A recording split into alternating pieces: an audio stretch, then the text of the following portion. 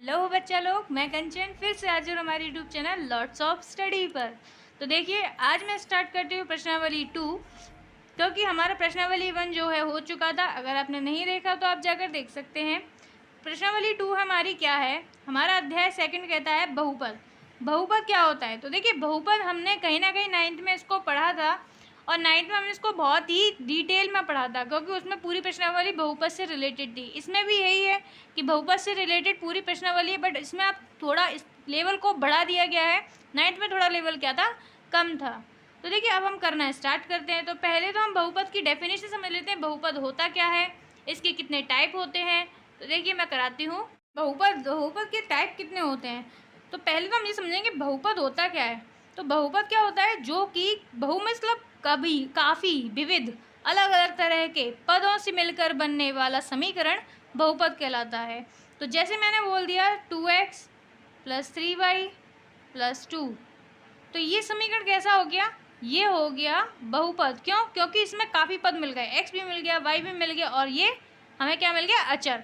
तो ये संख्या जो मिलकर जो समीकरण बना रही हैं, इसको हम कहते हैं बहुपद। इसके टाइप कितने होते हैं बहुपद के? तो बहुपद के टाइप होते हैं तीन प्रकार का होता है। 3 प्रकार में पहला क्या होता है, तो पहला होता है रैखिक। देखो, जिस तरह मैं इसकी जो काउंटिंग लिखती जा रही हूँ, कहीं ना कहीं मतलब भी वही होता है।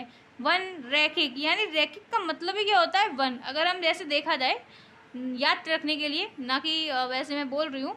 सेकंड क्या है हमारा, द्विघात। थर्ड, त्रिघात। अब देखिए, रैखिक क्या होता है, हम द्विघात और त्रिघात तो समझ जाते हैं सिंपली, क्योंकि द्वि मतलब 2, त्रि मतलब 3। रैखिक मतलब क्या होता है, तो रैखिक मतलब होता है किसी लाइन को रैखिक एक लाइन में हम चला दिए जाए, तो उसमें कोई भी क्या होगा, एकदम समांतर चलेगी। तो एक ही उसमें शून्य होता है, एक ही उसमें समीकरण होता है। इसका जैसे मैंने समीकरण बोला आपको 2x + 3, तो ये कैसा हो गया, रैखिक हो गया। क्योंकि x की घात कितनी है, देखिए ज़रा, x की घात कुछ नहीं है, एक है, समांतर चल रहा है, तो वो हो जाता है हमारा क्या, रैखिक। अब द्विघात के लिए, तो द्विघात के लिए समझ में आ रहा है हमको, द्विघात यानी कि घात कितनी होना चाहिए, द्विघात। तो मैंने कहा 4x² + 5। उच्चतम घात कितनी हो गई, 2, तो इसको बोल देंगे हम द्विघात। फिर हम आ जाते हैं त्रिघात। त्रिघात क्या होता है, तो त्रिघात के लिए मैंने बोला 6x³ + 7। तो देखिए, यहाँ पर उच्चतम घात कितनी हो गई, 3, तो ये क्या हो जाएगा, त्रिघात। उच्चतम घात जो हमारी होगी उसी को हम उसी तरीके से पढ़ेंगे। यदि उच्चतम घात 2 है तो द्विघात, और 3 है तो त्रिघात, और 1 है तो रैखिक बोलते ही हैं हम।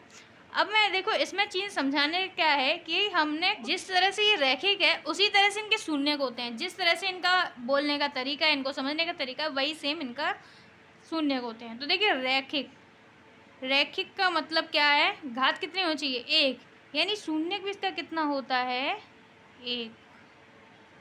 इसी तरह मैंने बोला द्विघात, तो द्विघात कितनी होनी चाहिए, द्वि, तो शून्यक भी कितने होते हैं इसके, 2। इसी तरह बोला मैंने त्रिघात, तो त्रि में मैंने बोला यानी 3, तो यहाँ से शून्य भी कितने होते हैं, 3। अब देखिए, ज़्यादा से ज़्यादा रैखिक में 1 हो सकते हैं, इसमें 2 हो सकते हैं, इसमें 3 हो सकते हैं। कम से कम कितने हो सकते हैं, तो कम से कम यानी का कुछ नहीं तो 0 तो हो गई होगा ना, सब में कुछ नहीं तो 0 तो हो गई। यानी ये तो हमारा क्या हुआ, अधिकतम घात हो जाती है, अधिकतम शून्य हो जाते हैं। एक नहीं तो 2 निकल, द्विघात में 2 निकलेंगे, त्रिघात में 3। अगर कुछ भी नहीं निकला तो 0 तो है ही हमारे पास, 0 तो रहता ही है। तो देखिए, ये होता है शून्य। क्या होता है कि हमारे ऑब्जेक्टिव और खालिस्तान जोड़ियों में काफ़ी बार ये आ जाता है कि रैखिक में कितने शून्य होते हैं, द्विघात में कितने शून्य होते हैं, क्योंकि जो आपकी प्रश्नावली है वो शून्य पे डिपेंड है।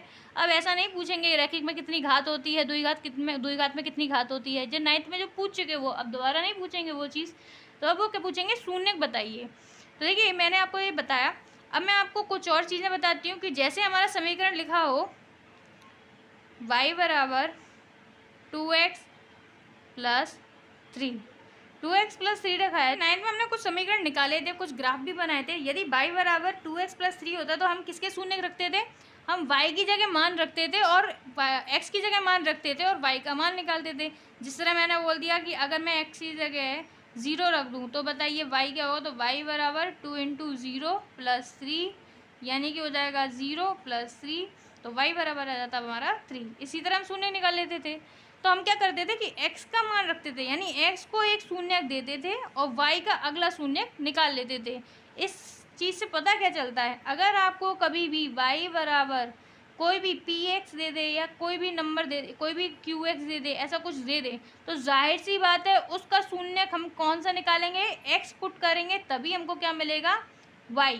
तो मैं इसको और ग्राफ के तौर पर समझाती हूँ, ग्राफ के तौर में कैसे करेंगे इसको। बस आप इस कॉन्सेप्ट को समझ लीजिए। अगले प्रश्नावली जो हमारी है 2.1 आप इजीली कर देंगे, फटाफट आप सारे क्वेश्चन कर देंगे। तो देखिए इसका कुछ चीज़ समझ लीजिए। अगर आपको y बराबर px दे रखा है और कुछ इस तरह का अपन को परवलयाकार का डायग्राम आलेख दे रखा है, उसमें बोला है बताइए px के शून्यक, उसने बोला px के शून्यक बताइए, तो उसने क्या बोला px। अब हमें इस y पे कॉन्सेंट्रेट नहीं करना, हमें किस पे करना है कि p और x के ब्रैकेट, मतलब p के ब्रैकेट में क्या लिखा है, x, यानी शून्यक हमें किसके निकालने हैं, x के निकालने हैं। तो हमें सिर्फ किस पर ध्यान देना है, x वाले अक्ष पर ध्यान देना है। x वाला अक्ष हमारा कहाँ है, ये अक्ष है पूरा, x वाला हमारा अक्ष, ये हमारा y वाला अक्ष है। तो हमें y वाले अक्ष पर ध्यान देना ही नहीं है, हमें किस पे देना है, सिर्फ x वाले अक्ष पर। तो x वाले अक्ष पर कहाँ कहाँ वो बिंदु उसको टच कर रहा है लाइन को, तो देखो एक तो लाइन यहाँ पर टच करता है और एक लाइन यहाँ पर टच कर रहा है, और बाकी कहीं टच कर रहा है क्या, नहीं कर रहा। देखिए बाकी का जो y को कर रहा है तो y से हमें कोई मतलब ही नहीं है, हमें क्या करना है, सिर्फ x पर ध्यान देना है, x को कहाँ टच कर रहा है, तो x को कितनी जगह टच कर रहा है, 2 जगह, तो इसके शून्य क्या हो जाएंगे, 2। आ गया इसे समझ में। जहाँ क्रॉस करे उसका हम बस क्या करना है, बिंदु रखना है। अगर एक बार कर रहा है क्रॉस, 2 बार कर रहा है, 3 बार कर रहा है, इसी तरह बस हमें लिख देना है। बस हमें ये रखना है y बराबर यदि px दे रखा हो, उसने पूछा हो px के शून्य क्या है, तो हमें सिर्फ किस पर ध्यान देना है, x पर ध्यान देना है, बाकी हमें कुछ नहीं करना।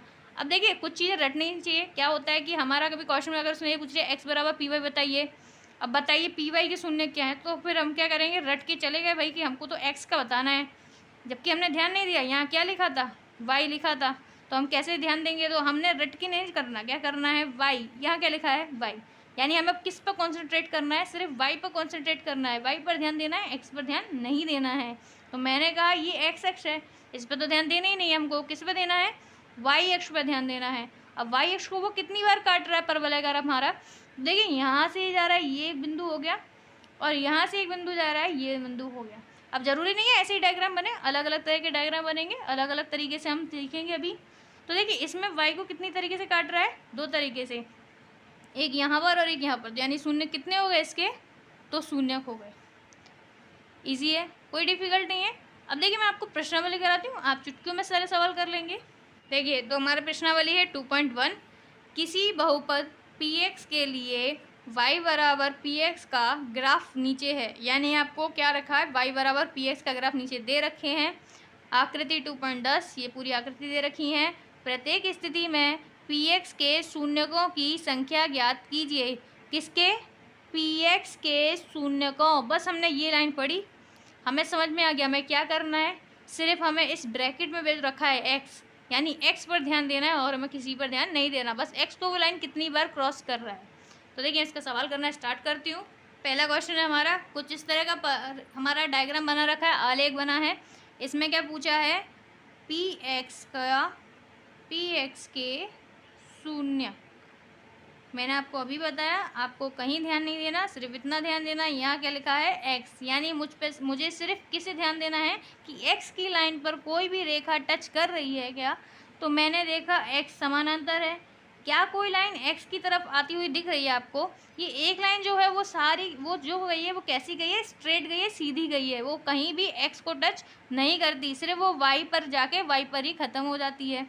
तो ये रेखा x को बिल्कुल टच नहीं कर रही, इसका मतलब इसके शून्य कितने हो गए, तो इसके शून्य हो गए 0। क्यों, क्योंकि ये एक भी बार टच नहीं कर रही है। बताइए क्वेश्चन बहुत सा डिफिकल्ट है, बस हमको कुछ थ्योरी सी समझनी है, सिंपल सी थ्योरी है, अगर वो आ जाती है तो हम हर क्वेश्चन कर लेंगे। अब मैं सेकंड करती हूँ, हमारा ये हमारा आलेख बना हुआ है। अब इसमें फिर से हम देखेंगे px के शून्य, पूरी प्रश्नावली में क्या निकालना है, सिर्फ px के शून्य निकालने हैं। तो देखिए हमें क्या करना है, x पे ध्यान दीजिए, x पे ध्यान दीजिए, ये स्ट्रेट लाइन जा रही है, कहीं से इसको विभाजित कर रहा है क्या, वो प्रतिच्छेद कर रहा है क्या, हाँ बिल्कुल इस पॉइंट पर कर रहा है विभाजित, उसको प्रतिच्छेद कर रहा है इस पॉइंट पर। तो यानी कितनी बार कर रहा है वो, ज़रा देखिए लाइन पर, सिर्फ एक बार, तो शून्य कितना हो गया, सिर्फ एक। अगला क्वेश्चन कर लेते हैं, थर्ड क्वेश्चन। तो थर्ड क्वेश्चन किया हमने, अब ये हमारा डायग्राम बना है, इसमें फिर से देखा हमें क्या निकालना है, पी एक्स के शून्य। तो पी एक्स के शून्य हमने देखा, पी एक्स कहाँ है हमारा, ये लाइन है। जरा जहाँ से स्टार्ट करते हैं, यहाँ से हमने स्टार्ट किया, एक पॉइंट हमको ये मिल गया, फिर हमने आगे गए। तो देखिए इस लाइन को मत काउंट कर लीजिएगा, क्योंकि ये आलेख का खुद का ये डायग्राम होता है, उसका ये बना हुआ है। यहाँ गए, जो परवलयकार है वो प्रतिच्छेद करता है, बस उसी को काउंट करेंगे। ये आ गया हमारा एक और पॉइंट, आगे और गए तो ये पॉइंट और आ गया। कितने आ गए, 1 2 3। तो शून्य कितने हो गए, 3। आगे चलते हैं, चौथा सवाल है हमारा। तो चौथा सवाल है हमारा, देखिए फिर से हमें क्या निकालना है, पी एक्स के शून्य। तो पी एक्स के शून्य फिर से निकालने हैं, पी एक्स यानी एक्स पर ध्यान दीजिए। तो यहाँ से एक्स स्टार्ट होता है, तो मैंने यहाँ से देखा एक्स, एक पॉइंट यहाँ मिल गया हमको, एक पॉइंट यहाँ मिल गया मेरे को, और अब स्ट्रेट लाइन है, कोई भी प्रतिच्छेद नहीं कर रहा है कहीं पर। तो सिर्फ कितने पॉइंट है, 1 और ये 2। अगर आपको जैसे याद नहीं रहता एग्जाम में आपने कहाँ देखा कितने पॉइंट है, तो आप उधर इसको डार्क कर लीजिए, जिससे आपको याद रह जाएगा। अगला क्वेश्चन फिर देख लीजिए, पी एक्स के शून्य। ज़्यादा टेंशन नहीं लेनी, सिंपल है, बस चीज़ों को, थ्योरी को समझिए। फिर से हमें पी एक्स पे ध्यान देना है। तो एक्स हम यहाँ से स्टार्ट करते हैं, यहाँ से गए, ये पॉइंट मिल गया हमको, एक और गए तो ये पॉइंट मिल गया। फिर से बोलती हूँ, इस वाली लाइन को ना गिनाएं, आगे चलते हैं। इस पॉइंट पे फिर ये मिल गया, आगे चले, फिर ये मिल गया। कितने पॉइंट हो गए, 1 2 3 4। कितने पॉइंट हो गए, 4। आगे चलते हैं, हमारा लास्ट क्वेश्चन है। देखिए इसमें फिर हमें क्या निकालना है, पी एक्स के शून्य। पी एक्स के शून्य निकालना है। फिर से चलते हैं, इस लाइन से गए, ये आ गया एक पॉइंट, आगे गए, ये आ गया एक पॉइंट, फिर आगे गए, ये पॉइंट मिल गया। कितने हो गए, 1 2 3। कितने मिल गए, 3। इसके शून्य कितने हो गए, 3। तो देखिए समझ में आया आपको, काफ़ी सिंपल चैप्टर है, आप इसको चुटकियों में कर सकते हैं अगर आपको सिंपल सी थ्योरी पता है। तो देखिए आज का आपको जो भी सबको समझ में आया हो, तो आप मेरे चैनल को सब्सक्राइब करें, वीडियो को लाइक करें, ज़्यादा से ज़्यादा शेयर करें अपने दोस्तों के साथ, जिससे उनको भी ये चीज़ समझ में आए कि यह क्वेश्चन डिफिकल्ट नहीं है, काफ़ी सिंपल है। बाकी आज के लिए धन्यवाद।